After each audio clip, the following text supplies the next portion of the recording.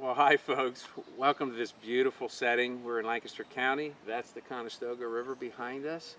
And we just wanted to take a few minutes to thank everybody out there by video for the part that you've all played in this story that we call our life together now. My name is Steve Adams. I'm Colleen Elmer. Soon to be. Colleen Adams. Okay, so that's part of the story, but there's a lot more to it that God has done in our lives individually to bring us to this point. So we want to share some of that with you in the next few minutes.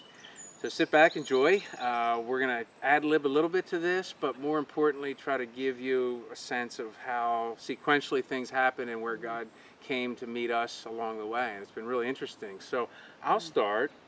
This was back in September, I think, last year. I'm driving along in a car and I hear this song, and it's a song by the group Chicago. Many of you may know. It's by the name of Beginnings, and it reminded me of my high school days and a dear, dear friend of mine. In fact, clearly my best friend from high school and then college and beyond. And I hadn't talked to him in years, so I thought of Bob and pick up the phone because I knew there was a lot of distance in time between us that I would absolutely love to connect to him. I hadn't even talked to him in probably 3 years. So here he was on the other end of the line, and we had a chance to catch up and talk, and it was such a blessing because then from that I found out that you were at Water Street, and we had actually talked in years and years and years. I met you back 20-some years ago. So wanting to get reconnected with you, but then him, in a way that we could just reunite our friendship and try to go forward. So it was odd because he didn't sound great. Yeah. I know that Bob had struggled over the years and been ill, but I didn't know how ill, and had a chance to just talk with him. It was such a great time. I know God brought it about. Just didn't expect it, but it gave me that chance, and it was like we never missed a beat. It was like we were together for all those years, and was planning again to reconnect, get together, and it wasn't 2 weeks later I got a phone call and he was gone. He had died, and I was shocked in some ways, happy in others, because I knew he knew the Lord. I didn't know the journey that he had walked and you had walked with him during that time, but it really had a significant impact on me. And then of course, we met again at his memorial service. And man, it was the coolest thing, because when I did see you, I felt like even just for a couple minutes when we had a chance to talk, that God spoke clearly to my heart, stay in touch. This is a woman that, you have 3 brothers, right? But needs your protection. And I had heard messages about widows and orphans prior to that, and I don't know, God was aligning some things here I didn't understand. So that was the first thing I heard when I kind of reconnected with you. So maybe you can take it from there and tell me a little bit more on your side, what was going on. Well, fortunately I didn't know God had told you that, or I probably would have run for the hills.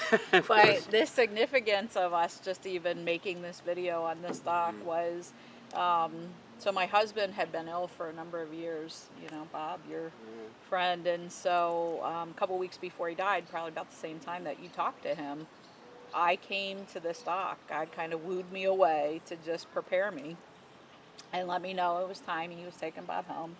And in that conversation, which just ended up to be hours and hours of us just kind of go back and forth, just understanding things and kind of in an argumentative way asking God what was going on.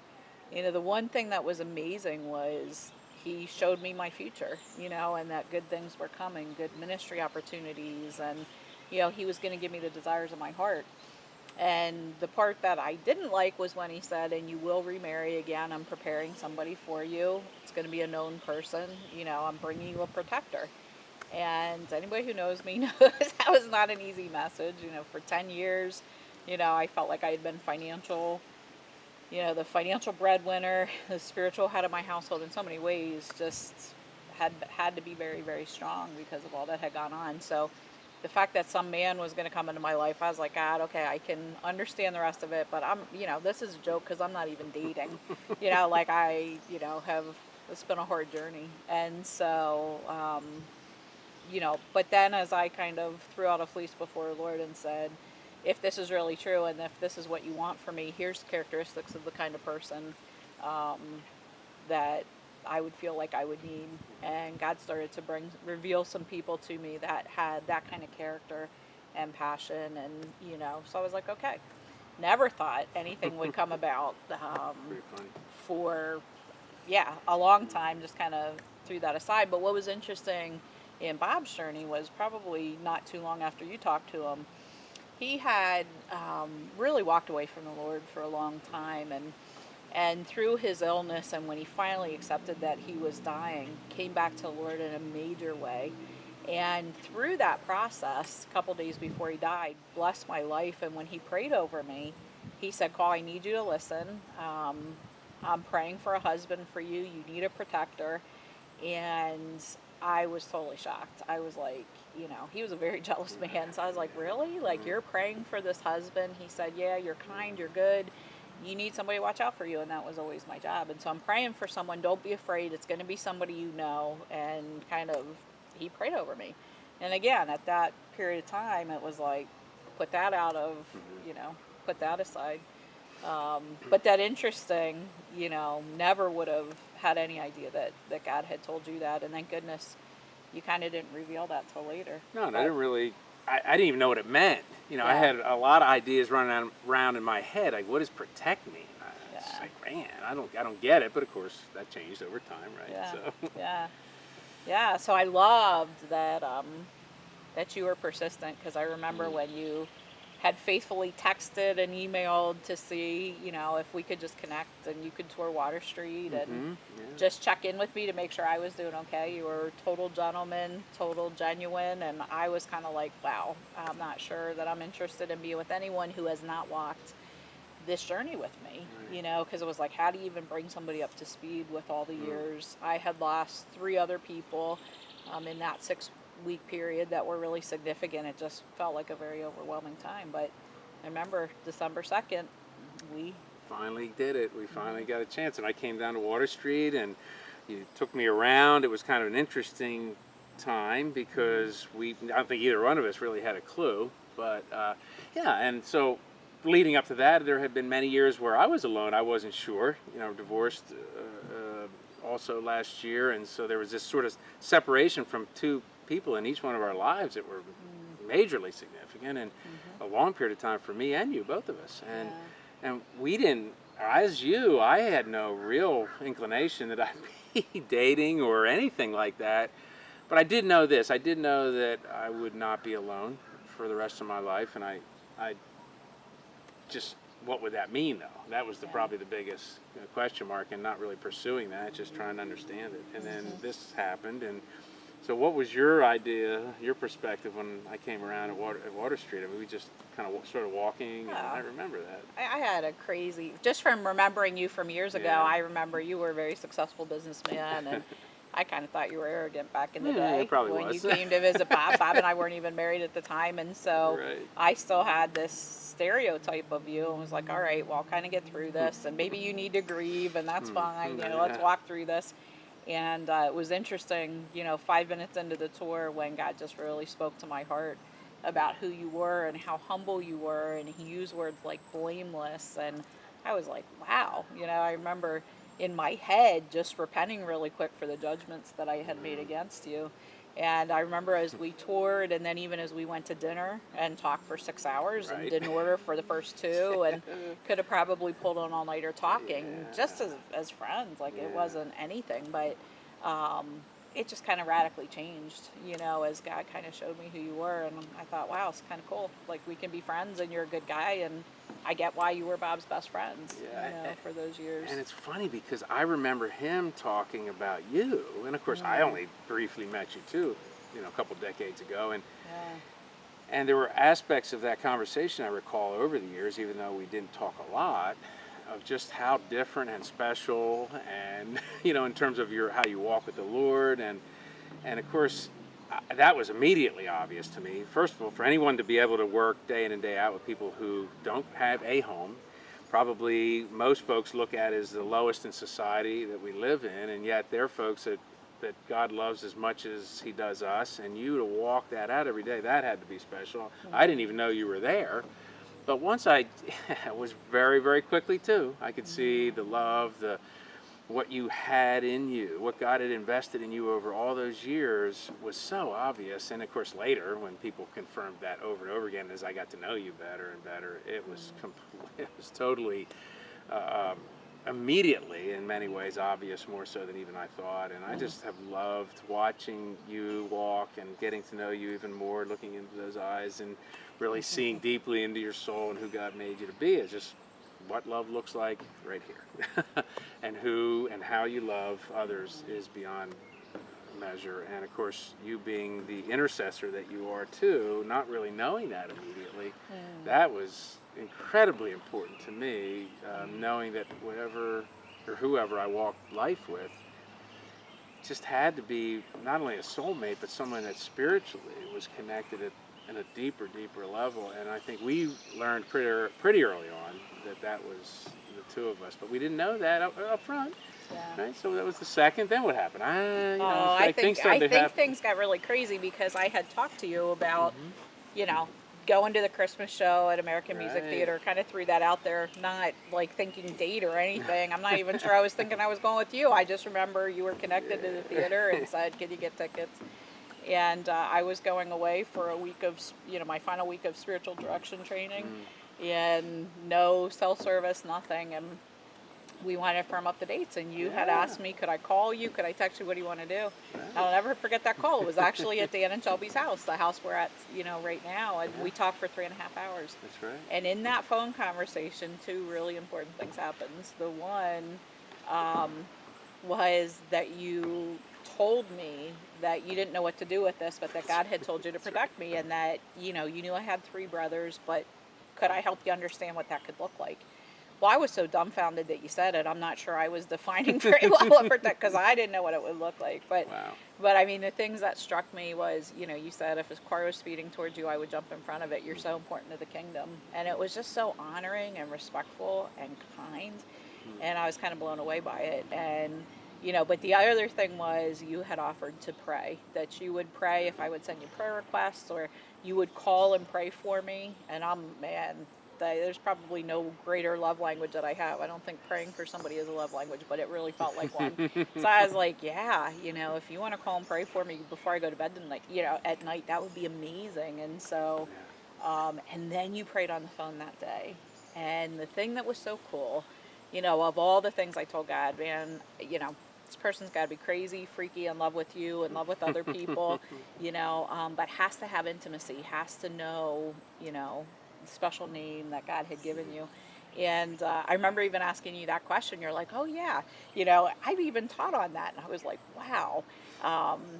But when you prayed, you totally got God, and you listened, and you prayed out what you were talking to God about, and I was blown away. I mean, those couple things, I was like, wow, this person is really solid. Still not thinking romantically. I mean, I wasn't thinking romantically at all about anybody, but I just remember going, wow, you're a unique and special person. And so then we set the date, and we weren't supposed to talk at Spiritual Direction, but thank goodness for Voxer that goes over Wi-Fi. You were able to Vox prayers every night. And I would get these prayers, and I was like, this is unbelievable to have somebody Vox these prayers. And then the night we were supposed to be in silence up in the mountains, you and I boxed back and forth for 2.5 hours. Yeah, somebody might be seeing this right now that shouldn't, but that's okay. Yeah, that's okay. I got my certification. They can't take it back. At any rate. That's good. I just remember going to bed there to sleep that night and waking up at 2 o'clock in the morning, and Bob and you and God were standing in heaven, and Bob took my wedding rings off, put my hand in yours, and said, this is the man I told you about. This is the protector. And totally 100% freaking out. And so 6 in the morning, so I could go get some girlfriends up and see if they were willing to break silence. So not only did I break silence, but I got half of the community to do it, to pray with me. But just to go, what in the world is this? It's too soon. My husband just died. What is going on? This is just so confusing. And the Lord confirmed at that time, which I think he needed to for me, to walk this out. He confirmed not only was he the man you brought to protect me, but he was the man he brought. You were going to be my husband at some point. And it, as soon as God revealed that, it was like, wow. And I remember coming back going, I still have a couple questions, what is this going to look like? But I was totally at peace.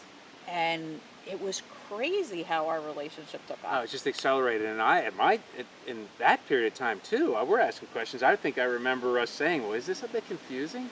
But I'm asking some of those things, same things on my end, and what I, so just again to sing God's praises, okay, through you, knowing your gift, and that you do understand your identity in the Lord, and it may look like to some people this leader, strong leader, at Water Street you are, but what we've what I've come to know is watcher on the wall, the real gift that you have in watching and waiting and discerning and praying and knowing what God calls you to in those intercessory prayer moments, that you hear from him differently than anybody I've ever met, and I've been around a long time and a believer since I was a little guy. Uh, that wow, that just blew me away. So then, of course, you didn't tell me you heard those things, because I probably would have. You would have run away. Yeah, Yeah, that would have been your exit point. Yeah, I would have. But at the same time, I'm praying and hearing things individually, and my prayers were like, "Oh, show me the angel Lord with a name that says yes or no and all this stuff." Right? It was short up yes, short down no. But he told me differently in different ways, and so over time, this just got confirmed in a whole different way, and so. Here we are, right? We've come to this place, and after the first date, there were many, many things and opportunities we had to minister together, and that was questions that you had and I had, like what would it look like for us to work in ministry together, which we absolutely know God's called us to in some way. Had that confirmed many times over since by other people and him. I mean, just yesterday you shared some things that the Lord showed you, and I think there's just a really cool story about to unfold. But the beginnings were, wow, just, I don't know, it blew me away. Who'd have thought? Here we are, 7 months later almost, when we're going to be married, from the time we first sat down together and talked, is crazy. I mean, I remember just the night that I asked you to marry me. I still was not sure in some ways of the timing. I think I was sure of the thing. And I just asked God to show me through someone, because he spoke to me in many, many different ways over my life, and in some cases through other people. And then you come that evening and... Well, God had put it on my heart. You had asked me to pray for a variety of things for you, and including the timing for us. And that morning God put it on my heart to tell you I wanted to be your wife and I was ready to be your wife. I kind of thought I had told you that before. I mean, but apparently I hadn't quite in that way. And so that evening, it just was funny. God kept prompting me. I really didn't want to do it, honestly. I was like, man, why do I got to put everything out there? I was kind of like, God, really? And it was just like, tell him. I'll never forget, you looked over and said, are you hearing anything from the Lord? Are you kidding? And I said to you, are you hearing anything? Well, not really. I'm like, okay, well, let me just tell you this. And then it was like I said it. You closed your eyes for a minute and you asked me to marry you. And I was not trying to prompt a response like that or anything, so I was totally shocked. Well, I knew. I mean, at that moment, that's what I had prayed, and he used you. That's even better than anyone else, right? To hear from you something I never expected. It was, this is it. Time to pop the question, as they say. And I'm really thankful that you said yes, by the way. Oh, man. Oh, come on. The coolest thing I think about our relationship is how God has used you in my life. To just restore broken areas, things with my family, to come in and have my family love you, welcome you, receive you. More importantly, to have you crazy about them. I mean, it is the coolest thing. And so to see, and then even, my greatest heartache in my life, my greatest heartbreak was a person named Steve, and even how God used your safety and just who you are, your commitments to honoring women, to restore so much of that. I just am blown away. And I know so many days I would just drive along going, Lord, this is unbelievable. Why would I ever deserve this? And over again, he would show me the times that were so difficult, when I wanted to walk away from my marriage, probably had biblical grounds to walk away from my marriage at times. And I would say, Lord, can I go? And he would say, no, you got to stay, and here's what love looks like, and you're going to walk back in and you're going to love this person back to me. And so as I would ask the questions, why me? He would say, it's the rewards of obedience, The same story on the other side. As I think about the fact you met Stephanie, my daughter, and my mom, who's still living at 95. Hey, Mom. they just fell in love with you immediately. It was almost like magnetic. It was, well, it was spiritual, it was God, it was everything. And all the people along the way that are significant to us. Some of those of you who might be watching this get it because you participated in that. Others who are seeing this for the first time didn't know it. This is why we're doing it. Boom, boom, boom, boom. Line it up. It was a no-brainer, which is really important to me, okay? Because I knew in the end I was the one responsible for making a decision to ask. I felt there was a role that God called me as someone to lead into this, to really focus in on that and have a chance for us to really agree together, but for me to affirm and for you to affirm it. And that's what I love about our relationship all along, has been that. So yeah, I think in the way things have played out, it has been absolutely amazing. Our story, the people around us who've affirmed it, you folks who are getting a chance to hear about this, maybe some of you for the first time. And let me just wrap it up by saying this. This is not about Steve and Colleen, okay? This is all about him. So the story that you're hearing is only to give him the glory. We're just part of the puzzle. We're in a really big story here prior to him returning. Each one of us, you all have a story. Each one of you have been called up. We have been called up inside of this story to walk in the gifts that God has given us, walk in the ability for him to play that out each day in our lives and be open to that. Just be open to the spiritual, the direction that he wants to call. And every day is a little different.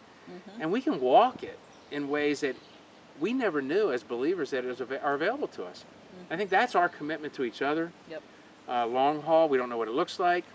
Doesn't matter. We're going to be together. We're going to be in it together until either the Lord comes back to get us or until we go to meet him somewhere. So that's what we want to say. What you'd like to wrap up with? No, I think for me, in making the video was just to show God's faithfulness to us. I mean, many of you have walked the broken journey, held our arms up at times where we didn't feel like we were going to make it. And just in honoring that, for people we weren't able to personally say, here's the story of what brought us together. And I think about 7 months from the time Bob died, and here we are getting married. There's a story in it, and the story was of God's faithfulness through all of our journey. But just to be able to rejoice in the fact that he can bring beauty from ashes. He is so committed to us. And life has never been more exciting as to what we're headed into. So, July 4th, next week. God bless everybody out there. Thank you for hearing us out. And we'll be back again, I think, someday. God bless you.